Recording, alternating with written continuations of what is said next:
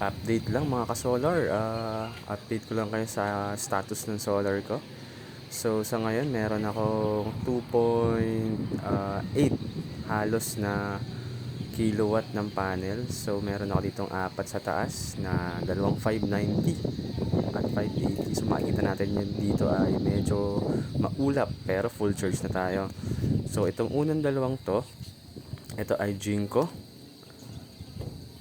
solar.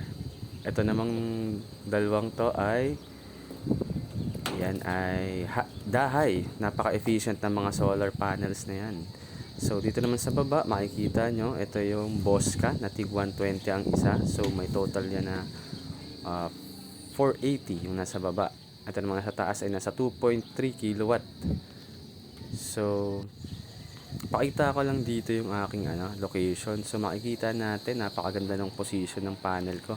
Simula umaga hanggang hapon, pag clear, pag maaraw, talagang babad siya sa araw. Simula sumikat hanggang mag sunset. So makikita mo or makikita nyo dito, napaka-clear, walang nakaharang na puno. Kaya swerte yung position ko dito, wala pang tanghali, pag clear day full charge na siya.